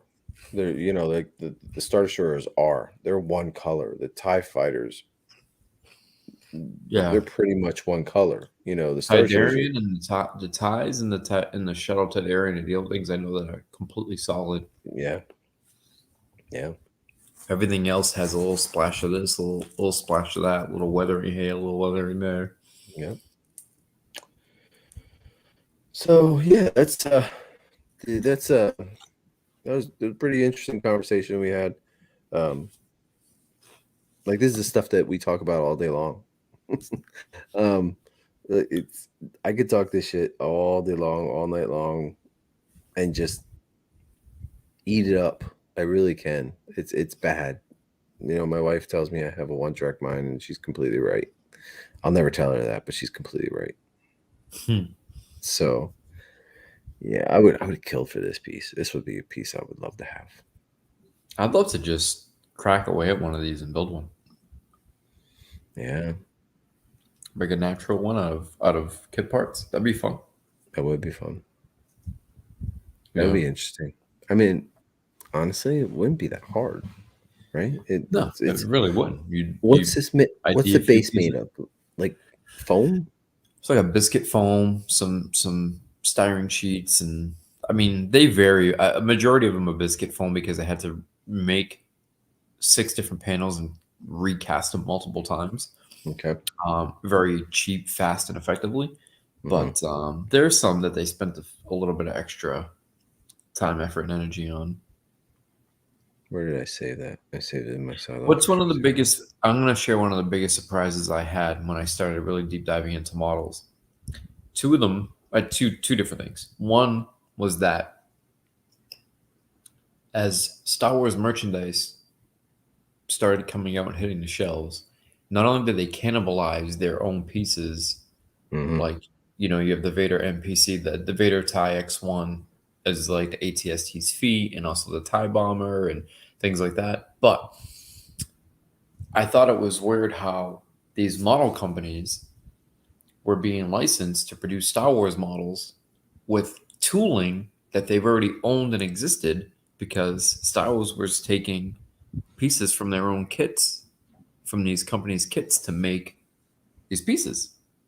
Specifically Jedi. Jedi is a lot of ships are well known for that, right? Well, no, any of the movies. Think about it. If you have, let's say for example, a 312T or a 312B or a boat or a rocket or whatever it may have been, these companies basically were like, okay, we're now going to produce models for you, but they were using their parts to make. Oh yeah. You see what I'm saying? Now. Yeah, now I see what you're saying. And then the next thing that got me was all these years later. Not that I have a huge collection of them, but we've all, had them, owned them, played with them, collected them, or still has them. Was looking at the Kenner toys and being like, oh my God, that's from a Panther G. That's from a Saturn V. That's from a 312T Ferrari. Like on the Kenner toy, like they went in and emulated it pretty good, like 85%, accurate. Well, I don't know that the old Kenner ones did that. Yeah, The they're newer they're pretty decent. are they? I mean, they're not spot on, but when you get familiar, you can start to make out what's what. Yeah, like look at the walkers and stuff. The pieces are pretty decent, man. I'll have to look. I mean, Yeah, I don't have any that are open, but I mean they're I know. definitely dumbed down compared to the modern pieces. But if you look at the modern pieces, Yes. you're like looking at model kit parts. Yes. Yeah. Yeah. And they John told me that you could the oh shit, what Yeah, was it? Was it we were talking about that. No, I had said it to you. I said Bandai? Bandai. Bandai Oh yeah, Y-Wing. he mentioned the Bandai, but I had said to you sometimes I'll look at the toys, Yeah. to get an idea of what pieces go where, and Yeah. if something I can't see in an image, I'll just look at the toy and get an idea from the toy. Yeah. Specifically nowadays, like Yes, the like newer ones. the Razor Crest. Okay, I'm looking at this thing. I'm like, and granted, they digitally put these on and they scaled some down and made some bigger, and they weren't the actual size of the kit part, so you couldn't use it to size things. But they had a lot of kit parts added onto this sucker, and I forget, I was talking to somebody about the Slave One, and they were asking me about kit parts on the Slave One, and I was like, grab a Hasbro Slave One and take a look at the bottom of it. Yeah, the More than recent one, likely, flip it over. Yeah. yeah, more than likely you're going to be able to make some kit parts, ID some kit parts out of that sucker, So And you can, yeah. yeah. I'll be honest, my big, huge revelation, I've been collecting for 35 years, right? I did not have the slightest idea until like maybe year and a half ago, 2 years, that they used model kits to build these things. I had zero clue. I never dived in any of this model stuff before, so it was all new to me. It was statues and figures and helmets and stuff. But when I found out that they took like pieces from tanks and ships and cars and stuff and propped them on here, and I'm like, holy shit! Like it's just, and even today, there's a guy who I get these AMT truck kits from.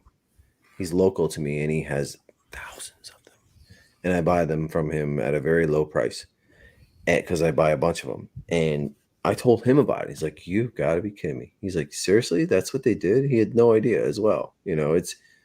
It's not something that's known to the masses, and I think that's why it fascinates me so much. Is because I didn't know about this till not too long ago.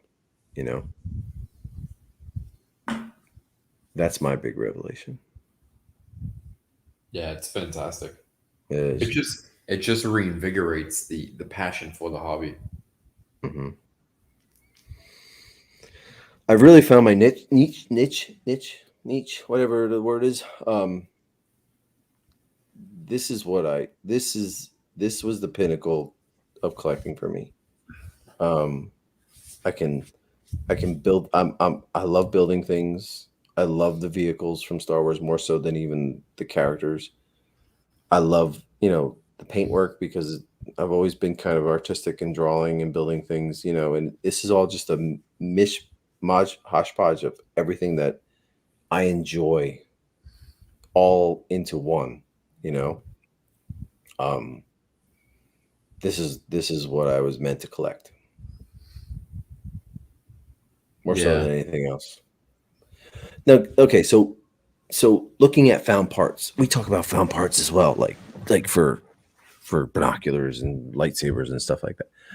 And it's basically the same thing as this. It's basically the same thing. It's just this uses model kit parts, that uses real world plumbing things, and studs on boots and stuff. And I think that's really cool, but it doesn't hit me as much as the vehicles do. Like the painting and painting and building the vehicles. The vehicles have always sung to me. I have a whole ton of. I have almost all of the vintage Kenner vehicles boxed, and they've always been some of my favorite things. Um, and that as well as anybody, the found part stuff doesn't interest me quite as much as this does. You know, so yeah. No, yeah. I mean, I definitely still take a huge liking to the found parts. As you know, I'm always taking pre-existing pieces like the RS Boba Fett helmets we got in, and I went in and put an original board in on Honeywell micro switch, the XS70 viewfinder, and I Mhm. love doing stuff like that. Did it with the backpacks, chased down all the connectors and lamp switches and all that. The Jedi training remote found the original parts, even the Death Star pieces found the original connectors that they used to make the turrets turn and pump and things like that. Even if it's just for display purposes, I like that. And working on some of the blasters recently. Been working on the Super Trooper Uzi for over a year. It's just that one has so many hard to find rare pieces. Of course, it's a lot of J.A. Mitchell turntable parts and um, dental parts, which are just near impossible to find, but actually grabs a lot of what I needed just recently over the last few days and ready to actually get that thing pretty much all together. So really excited about that. But again, as you mentioned, you never would have thought that, they're using, you know, dental expanders or Mhm. a turntable sweep arm. It just it's radical. It is. So I wanted to, I totally forgot. I would like to just talk about this a little bit, like um, you know, uh, prop prop den. I think it is. They they put up a lot of cool pictures that I haven't seen before, and I'm sure a lot of people have. But I some of these, like, this is new picture to me that I haven't seen before. Um, like they use the cup to cover up the window to paint this this Vader X1, right? Um, I don't know why I just found that so fascinating, but I did. I was like, oh wow, that's look at the cup, and then Cece, said Fits something, but perfectly. yeah, it fits perfectly. It's just weird and bizarre, but it's just cool, It's just and even like looking at he's building the wings to the Vader tie. He's grabbing model kit parts out of here, which is I A think lot it's of a rip Panther. and repeat on that one. I think it's a Panther G, is it? Probably, yeah. Panther G, a lot of Tyrell P34 pieces, and a lot of 312B pieces. I feel like I see like Panther, right? P and an A A lot of there the starting. Lockheed and brake pads, and Yeah. But like, who is this person? I don't know his name. I forget his name, Okay. but he pops up in a lot of images. Does he? Well, yeah, he's in a lot of these images specifically. Fleetwood Mac, Sandcrawler back here. Oh, I would kill for that picture. The original of that picture, I would absolutely like murder somebody for that. Yeah, the full die line of drawing that Joe did. And look at it's funny, even though that had a few bits of lights, look how much wiring is in those. Yeah. Yeah. Now it's just Look at the too. cutout for the armature on the back. Instead of Yeah. going directly in, it has like a nice long oval. Now isn't that covered up with something then? Isn't there a piece that goes over top of that? Like right down here? Yeah, but all the current ones are always made with just the circular drill in to put the armature into. In the bottom. Yeah. Yeah.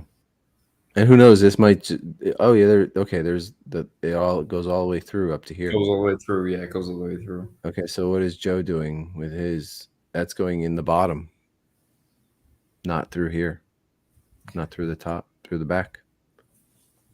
Well, both sides are open. The back has a panel that opens, and then you can do it from the bottom. And then if you want to remove a wing, if you had to, the side as well. Interesting.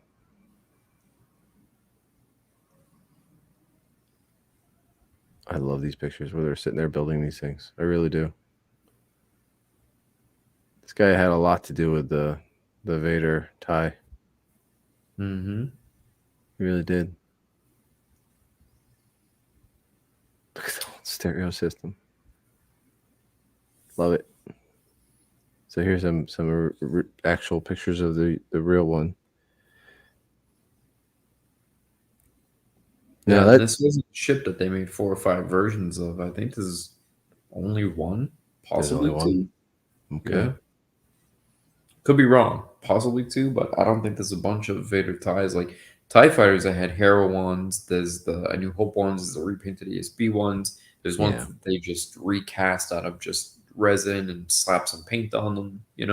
Pyros. Yeah. Look at the machinery they used, like to move it and.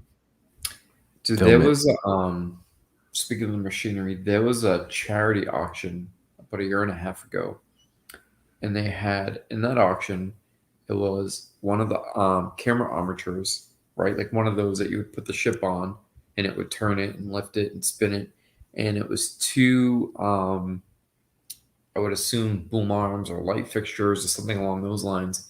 And they were sprayed and tagged ILM. They were confirmed with a certificate of authenticity and everything. And it was for a charity auction, but it was a set price. It was bananas. It was like 25 G's for a couple of rods. But how cool would that have been to have like a 1/24th scale tie or X-wing on one of the armatures, and on each side have your ILM boom lights from like the set?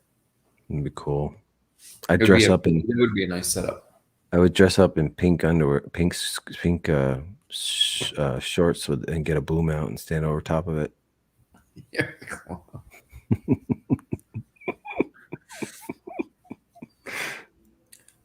I like that too. Yeah. There's just a lot of this. If you haven't checked out this site, they really do have a lot of different cool behind the scenes photographs. Here we go, gray, all gray.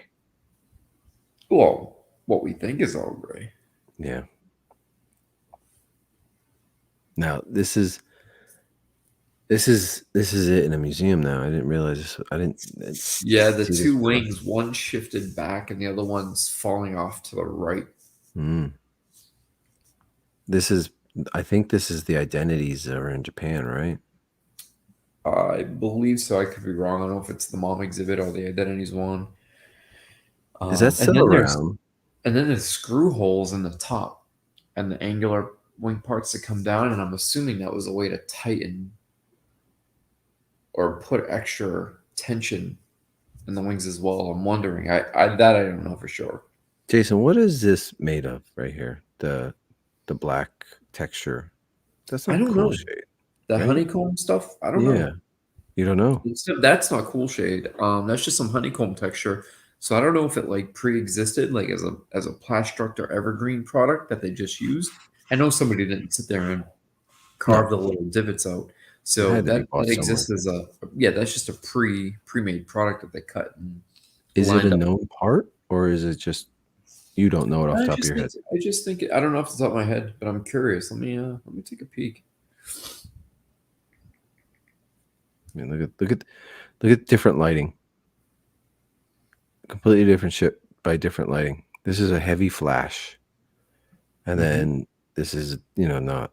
Well, this is why it's so tricky to get down the color of them. Everybody Yes. thinks that they're either blue or gray, and they're actually a grayish blue. Yeah, like this looks very gray. Mm-hmm. But that's you just see how flash. the other see what I mean? See how the other one on the other side is lopping the other way? Yeah, it's tilted. That's how you know it's the original X1. Yeah. So this one doesn't look like it's changed. Is it this one that's loose? The right one? They both are. Okay. Just give it to me. I'll fix it up. Now these are the parts that you weren't able to ID, right? No, those I was able to. The ones inside there's two small openings on the back panel of the on the back panel of the ship. Okay. Inside there, I had a hard time. Got it. Those I was able to. I got almost all of those. You know what's funny is some people will paint it like this color and they'll say it's accurate, and they'll paint it like this color and say it's accurate. Yeah, you have to go right in between. Yeah, you do really. But see, Stormy Sea is one of those chameleon like colors, like reefer white is. In different lights. It could be 6 different shades depending on the lighting it's in. Right. And also it can be completely different depending on what the base color or primer is. Like especially reefer white, like that yellow I'm using makes it completely different color than if I have a black primer underneath it or a gray primer underneath it. So you got to take a lot of different factors into account. Lighting, primer, base coat, it's not just slapping paint on it. A base coat will definitely affect the top coat, right? On most colors. And then when you have a lot of people will put down multiple coats of something, but a quick trick is when you're trying to lay down 1 or maybe 2 coats only, you can always add white. White's going to lessen the opacity of a color. Plus, I feel like a lot of people, when they're painting, will lay down a color and make it solid by, like doing multiple layers to get a completely solid color. Whereas I feel like I don't ever do like a solid color. I'll make it blotchy and like different in different sections and lighter and darker in different spots because it gives it more of a, what's the word I'm looking for? More character to the color, and it also helps with weathering too. It'll make it look more weathered if it's black, blotchy or patchy or, and going back to what you said about, the color may be completely different because of the base color. Just take my sandcrawler into account. Like I told you about this the other day. We talked about this the other day. My sandcrawler I painted the roof brown. If I had used a darker gray primer, I wouldn't have gotten that light reddish brown color I wanted. But because I used a white primer, the roof brown came out a lot more reddish and lighter because of the primer underneath. You know what I mean? Yes. So when you're painting something, you got to take a lot of different things into account, lighting, color, and base color. Like, look, this is completely different. You see this, Jason? Yeah. Look at the thing that holds the wings. Yeah, it's backwards. It looks like one of those things that you would put in like drywall, doesn't it? That like flaps open once you screw the screw in. Say that again. So the thing holding the wings, it looks like a drywall anchor. Drywall. These here? Yeah. I mean, it's not because it's much larger, but that's what it looks like. I don't know. Oh, you mean a toggle bolt? Yeah, like the bulldogs the large ones that when you screw it, it flaps open. Yeah, they're called toggle bolts. They have like a spring mechanism that once you put it through the drywall, it pops open and then sucks it up against. Yeah. Okay. Now I know what you're talking about. This is true. Weird, right? It is. I never seen this picture. Now this looks like the beginnings of Italian Receptor. Mm-hmm. And I love bench ones like this because you get to see, like, you think that you like my desk where I build things is, after a session of sitting there for a couple hours, looks like this. And every day I got to clean it up because if I don't, I'll lose my mind. But this is where you can see all the casts. Like, look to the right of the tie. Yeah, and you can see the cast going on the other side. Oh, the left here? The resin cast ties. He's and the over here, wells slide in the... Yeah. And then you can see back here all the kits. Yeah, try to make out the images and what kit it is. That's a little blurry. It's hard to see. Look at the pile of spruces. Like, they're just thrown in there, and I'm sure like somebody needed a part for this right here, and they just grabbed that piece right off there and plucked it on. You know what I mean? Mm-hmm. That's exactly what they did. Mm-hmm.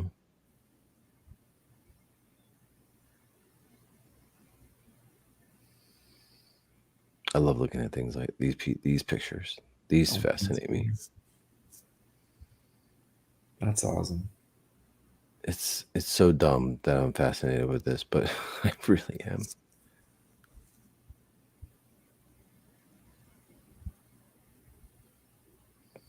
Look at this. Look at the wood there. You go back. They're using wood for swatches. Look at the different tones of blues. Where? Right there. Here? Where your mouse is. Nope. Go to the front. There. Right there. Look at, yeah. Oh, yeah. They're spraying it, see? Yeah. Yeah, that's a 2x4. Yeah, there's different tones of different swatches they're making. Yeah. And you can see that it's these colors here. Yep. Darker blue, darker gray, lighter gray. Now, Stormy Sea, though, varies with every movie too, right?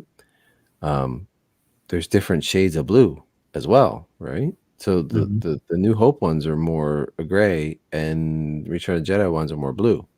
Am I right? Yes. Yeah. Because correct me if I'm wrong, but wasn't Stormy Sea like a just a color that was mixed? It wasn't like a bottle on the shelf that they bought and just used it. They mixed a couple colors to make Stormy Sea. No, I think it was I think the brand was Pascha. not Okay. Posca, but I think it was yeah, it was a different brand that they used initially. And then from there, I think it was some mixing. Don't quote me on that. I could be completely wrong, but from what I gather, I think initially that's what was done, and then I think they mixed them up a little bit Now to I get know. better because there was a lot of issues against the blue screen.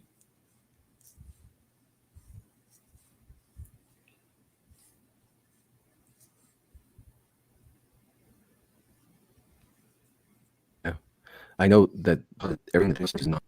You still there, Mm-hmm. Yeah, Jason? yeah, I'm here. Okay.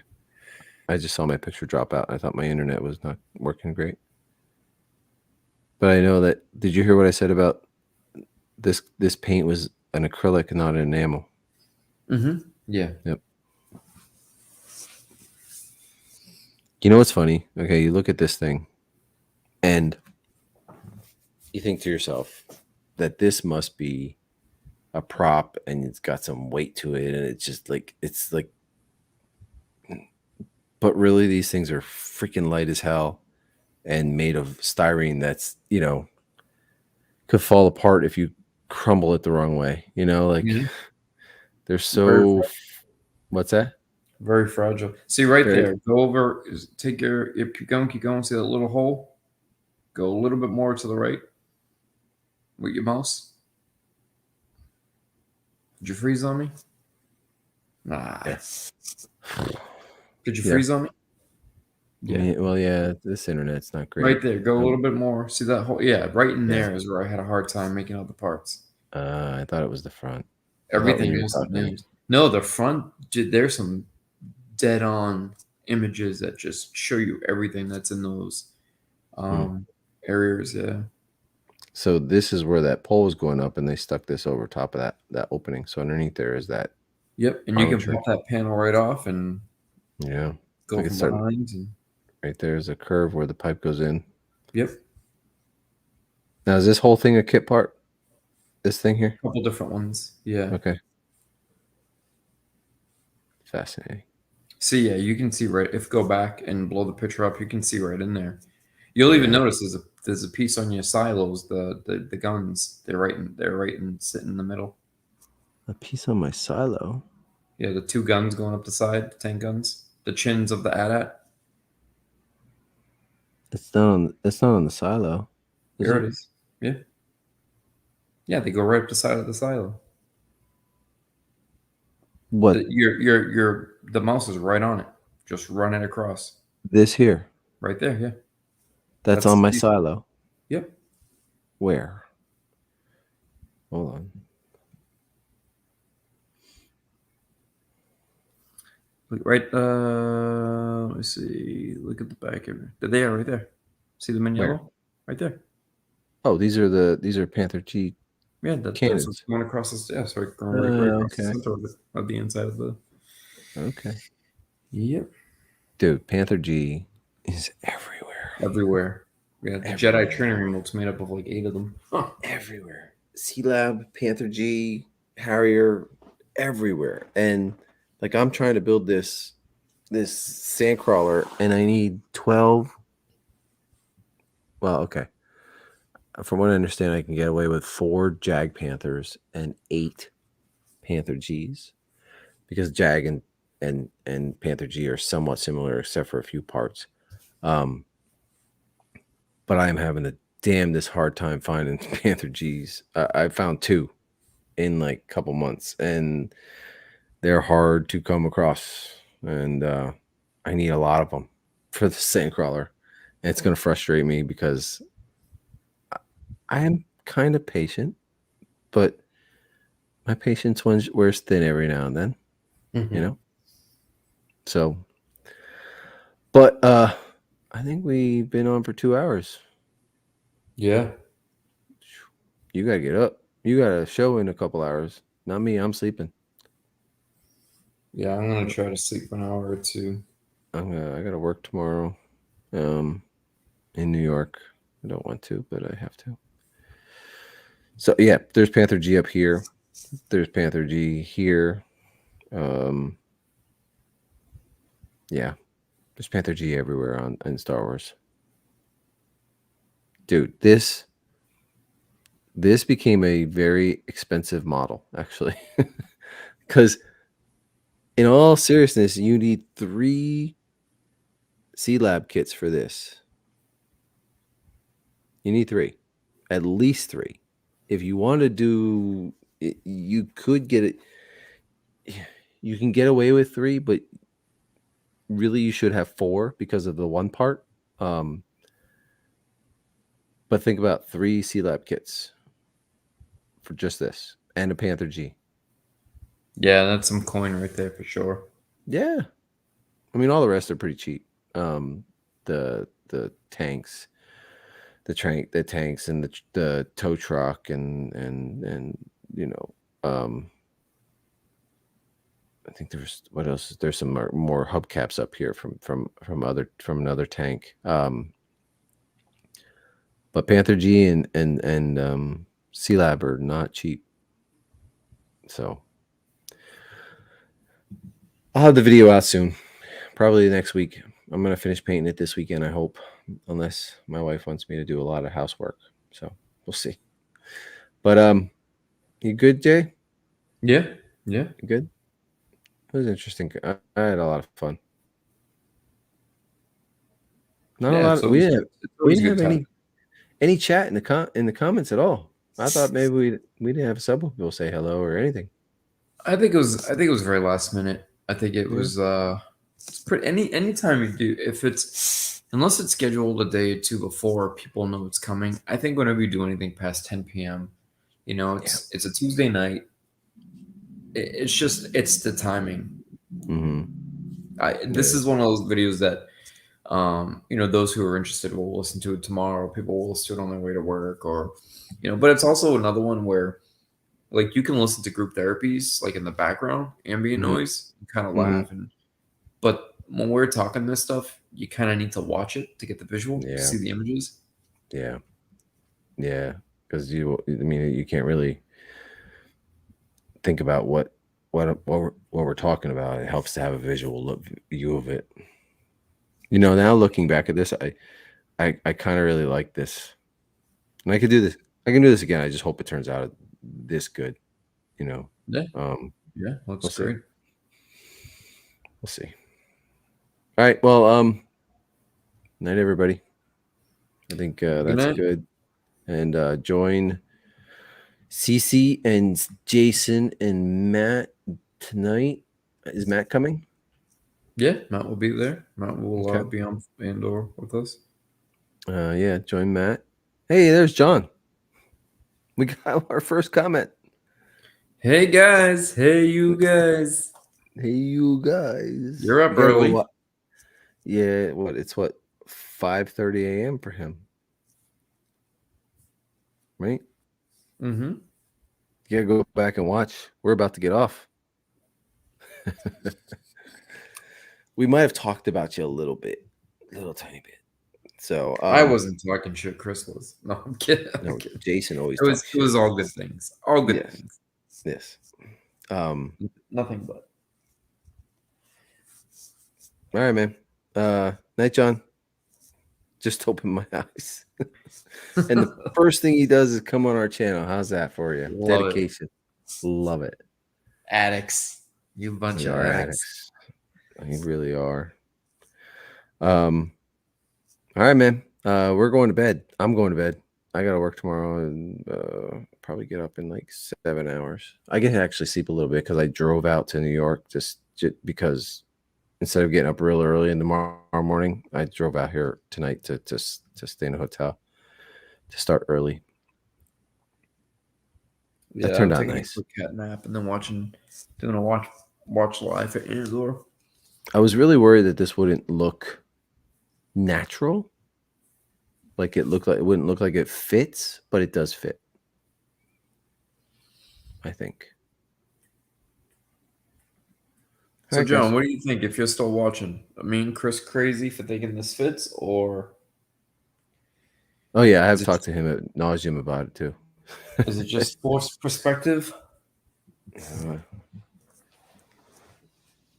John, that T-shirt looks good. I gotta get another Rogue 16 T-shirt. I gotta order another one. I want more. This T-shirt is exceptionally comfortable, and if they I haven't looked in a while, but if they, I told my kids I'm gonna buy them a couple of them, but I never did because they went out You're of damn stock right, for a little while. dude. You're Huh? damn right they're comfortable. You have no idea. People don't. I don't think people realize and or appreciate. Because the channel isn't nearly as big as what it was 2 years ago. But I Hmm. don't think people appreciate the amount of time, effort, and energy that went into it. Me and Matt had scoured over so many different brands and so many different blends of different cottons. We didn't just remember we discussed it was like everybody was throwing a link below the YouTube channel to go buy shirts off of like Zazzle.com or some dropship place that would just print to order. And we were like, we're not going to sell shirts unless it's something we would actually wear ourselves. And Hmm. are they a little bit pricey? Yeah, they're not $10.99. They're like $35, but they're tri-blend cotton. I think American Apparel are even better, and they're so comfortable and they just fit so good. Yeah, That's why they're really I actually soft. need a new one. I actually need a new one because I wore mine so much it's all like worn out. I actually have to take it from my wife because she steals all my shirts to sleep in, and this is like one of the more comfortable ones I have. Oh, totally. But I like John's comment. The fact he's ID'd it with shadows. John, don't let him fool you. That was me pointing out the shadows shut up. in the shape. Dude, how many hours did I sit there and say, "Hey, what about this? Look at that. What about that?" You're full of Even the shit, dude. triangular pieces, I'm like, cut them down from the back. Cut them down from the back. They'll fit. Trying to steal my thunder as usual. Dude, come on. Come on. You That did was not do it was a anything of the 50-50. sort. That What was are a you 50. fucking talking about? No way. I sat there looking at these things for hours, You're really and I gonna showed you all these right. things. Nobody's denying that you're obsessive compulsive, but did you come on, man? No. What? He didn't ID that sucker on his own. I most certainly did, actually. I Really? showed you them afterwards. In fact, the triangular pieces was last week. Remember? Okay. Okay. Next next time you need help, I know what to tell you. Dude, I had you how many hours did you stay up that night playing with the image software? Yeah, we were looking at the image software to get clearer pictures. Yes. Yeah, we figured out a few different things. The other day, you Okay. couldn't even get the angular parts to line up, and I'm like, "Hey, man, you got to cut those from the back. Trust me, you cut them from the back, and they fit." And you're like, "Those are them." It's all Hmm. right. It's all right. I thought it was a team effort. I was wrong. I was wrong. It, back and forth. Yeah, we talked about it a lot. This is All true. right. Okay. We're just having fun, man. The fact that he has ID'd it with shadows and reflections is crazy. Yeah, I, that was all accident. I was going through that kit and plucked it out and put it on and looked at it, and I was like, "Oh fuck, there's the shadow. There's the fucking shadow." Like that's exactly. It was just pure luck, more so than anything, because I was going for truck headlights on that sucker, and I thought, all right, well, I'll just look in, the kits that I have, and fuck, it had that cutout, it had everything, it just was lined up perfectly, and just looking at it under the shadow, I was like, complete blind luck because I wasn't thinking that would be the right part. That was one you did nail, and I remember you hit me up and being like, "What do you think?" And I'm like, "Oh yeah, that has to be it. If it's not, Yeah, then it's yeah, just yeah, the chances of it being not is just too far off." yeah. All right, John, our one viewer. Um, good night, everybody. We'll do this again in a little bit. For the 8 people who are watching. We actually have a little bit of a. I'm not going to announce it now, but we actually have a few things picking up towards the end of the year. We just got to sort of get some schedules in line, but I think we have two guests. and 2 shows potentially that may be happening, or hopefully will be happening. And then I think we'll probably try to announce those at the end of next group therapy. Was group therapy this week?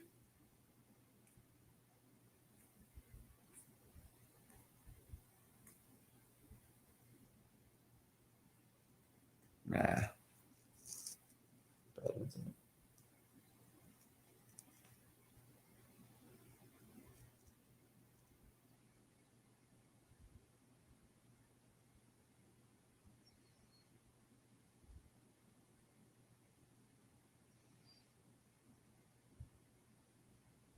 You there?